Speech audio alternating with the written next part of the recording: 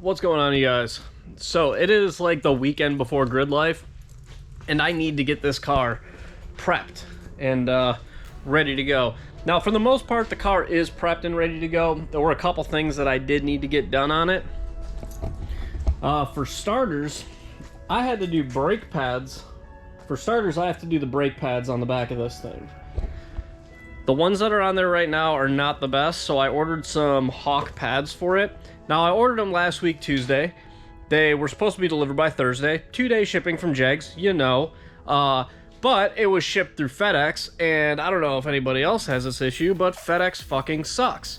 So they ended up in Perrysburg, Ohio. Got delayed until like yesterday. They said they were in Oak Park, Michigan. Checked this morning, and it said they were on the truck.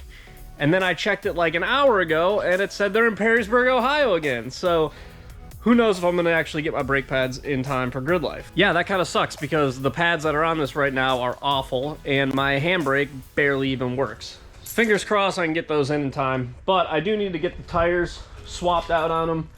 These ones are pretty toasted, and I really don't feel like swapping tires first thing at the track if I don't have to. Not to mention just carrying around extra tires in my trailer that I'm not going to use. So we're going to go ahead and throw this fresh sticker set on right there and get those good to go. And then aside that, while I got the wheels off, I'm probably just going to go through, give it all a quick nut and bolt check. I'm not sure if I did yet, so it's always just better to be safe than sorry. Another thing is trailer. Gotta actually go plug this in real quick, kind of run off the garage power for trailer. When I have it out here, just kind of keep it plugged in case I need to use anything in it. But the trailer for the most part should be pretty well situated. You know, obviously before we leave, we're gonna check tire pressures and all that. All right, trailer. So for the trailer, we have our welding bench. We brought that in here just in case we need to do welding. I had to do welding last time I was at the track, and without having a bench to actually weld on was kind of a pain, so figured I'd strap in this welding bench here. I got my spares kind of just sitting here right now. All these totes I found is way easier just to put in the back of the truck, so we're just gonna leave these by the door for now. And then the other thing we gotta take care of is fuel. So I need to check, see how much fuel I have. That's full, that's full. That's full. So we have 15 gallons there, and then generator fuel. Generator fuel is also pretty important.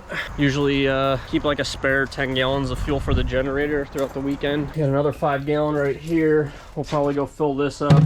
That's empty. That's pretty much empty. So we got to get those filled up with regular fuel. That one with race fuel. And then we need to go ahead and see how much fuel we actually have in the car. Turn the pumps on. Oh yeah, we don't have much. So what I'll probably do is top off the fuel tank. We'll get that topped off with one of the jugs that we have in the race trailer, and then I'll take the 2 jugs that are empty to go get filled up. Now, if there's one thing that I do remember about this fuel level gauge is that pretty sure a quarter tank is like half. I don't know why this sending unit just doesn't read 100% accurately. But it probably will take all 5 gallons of this. There it is. But we are full. Luckily, I stopped it before it puked out the top of the filler neck. That gauge reading inaccurately is something I should probably definitely take care of. Cheaper brand gauge is probably the issue, so maybe I'll have to get that swapped out. But it went with 5 gallons. It went from half tank to 3/4 full, so quarter tank was halfway full. I guess we still had 5 gallons left. I'll just have to keep that in mind when I'm running the car and know, like, if I go out and do like 6-7 laps, it goes down to, you know, quarter tank, then I have like 3 laps left in it, or whatever, you know, that equates out to. So now we got some fuel jugs. We got to go get those filled up. I'm gonna go take care of that right now.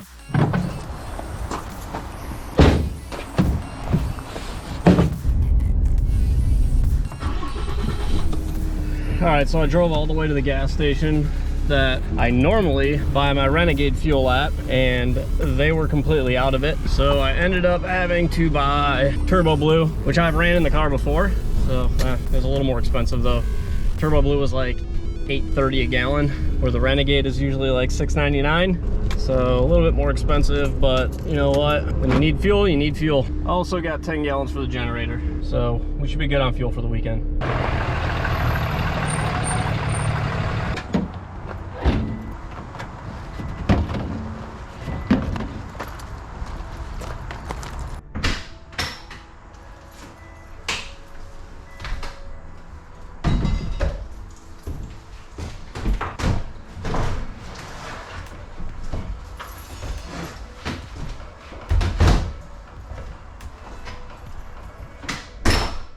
Well, since my brake pads probably aren't going to be here anytime remotely soon, guessing not today, and luckily they only take like 2 minutes to change because you don't even need to take the calipers off, top loaders. But since they're easy enough to change, I'm just going to go ahead and throw the other wheels on right now. That way I don't have to worry about it later.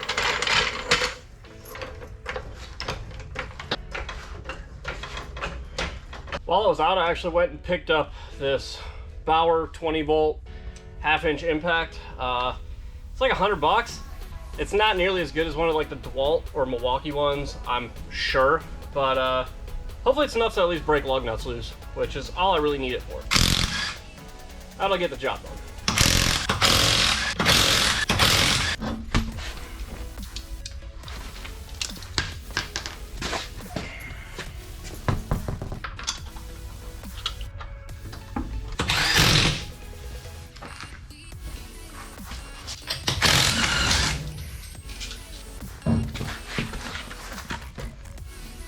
While I have this off, you can kind of see what I was talking about here. So to swap these pads out, all you got to do is you take this cotter pin out here, pry the pads back. That way you can compress the pistons back into the caliper a little bit, freeze up the pads, and they slide right out. Load the new ones right back in, put the pin in, pump brakes, done.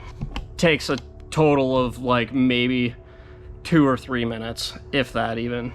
That's including taking the wheel off. Anyways, for now, I gotta throw this wheel on. All right, so we're gonna go ahead, give this thing a quick wipe down, make sure it's all good to go. I mean, obviously it's a race car, so like, can't wipe everything off, but I'm just gonna like give it a quick little wipe it down, check some GoPro mount stuff out, and then I think this car's pretty much good to go already. Did an oil change, topped it off with fuel, got tires on it, new injectors, new spark plugs are already in it. The only thing we're really waiting on are those brake pads, so wipe it down and go.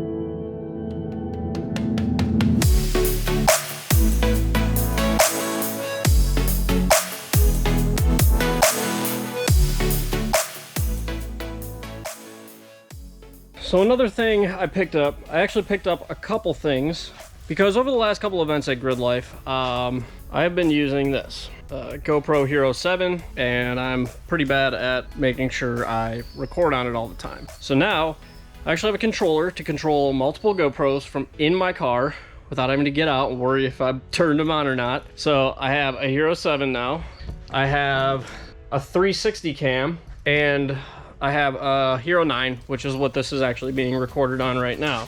Now, I have not tested this 360 cam yet, so I kind of have it mounted to the roof. I'm gonna turn it on and just like record something of me just like walking around the car just to see how the quality is. I have these suction cup mounts here too, which I'm not too confident with. Definitely seems to stick better on the paint than the vinyl. I think that'll actually have to be sticky mounted like that right there, which I have a bunch of those, but I'm just gonna hit record on that real quick and see what it looks like, I guess. I hear the quality of them isn't like super good because it's like 5.3K, I think, but that's split between 2 cameras, if I recall correctly. So we're on 360 video, and so right there, we're on 360 video. Let's hit record. see how it looks. So I'm just gonna do a quick walk around.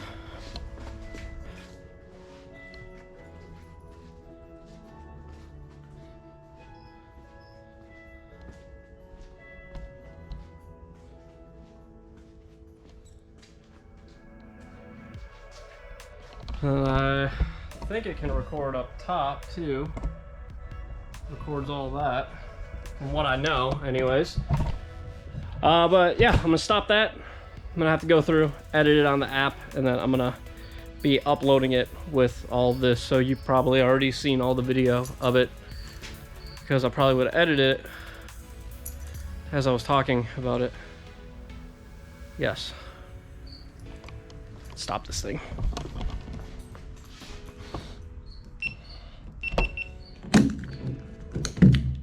And the last place I wanted to check it was hanging from the windshield. So right there. So now we are in the car like that. And it should have 360 in car of everything going on. Maybe, I don't know. Oh, I got a roll bar mount right there too. I could probably put it on. Depending on if like the windshield is good enough or not. I can always do camera mount. I do have that roll bar mount right there too. I could do a foot mount camera with one of them. See all that pedal action going on. I don't know, just an idea.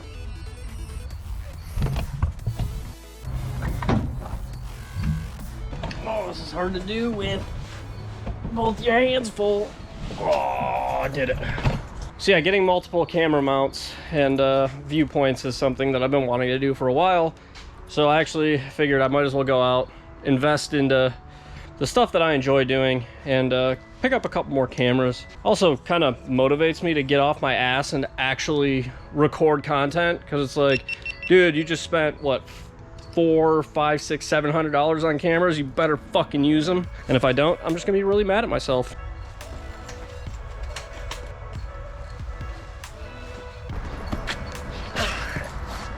Anyways, you guys, I am absolutely stoked to be going back to GRIDLIFE. I really cannot wait to go. Last year was fun. The lack of the festival thing was kind of a downer on it. The year before that, the festival was absolutely awesome. So I'm just super excited to get back out there and you know, just go party with my friends, have fun, drive this car like I built it to be driven, and you know, see a bunch of friendly faces. It's always a good time. So if you're gonna be out there, come find me, hit me up. I'll be around the pits with this thing. Hopefully I don't break it the first lap out. Maybe we can break the curse instead of the car this time. So yeah, anyways, that's gonna be it for this one. Just kind of going through the car, making sure we have everything before we leave. It's always very critical. You never want to just get to the track and then realize you forgot a bunch of stuff. So I always try to go through everything and make sure I have everything I need beforehand. Go through the car. You know, we tested out a couple camera mount angles just to, you know, try and figure something out before we just go out on track and don't know what we're gonna record. So yeah, just doing that. Wipe the car down, fuel it up, good to go. So it's gonna be it for this one. Like the video if you liked it, subscribe to the channel if you're new, follow the build along. You're out at GRIDLIFE, come find me, say what's up. Until the next one, I'll catch you guys later.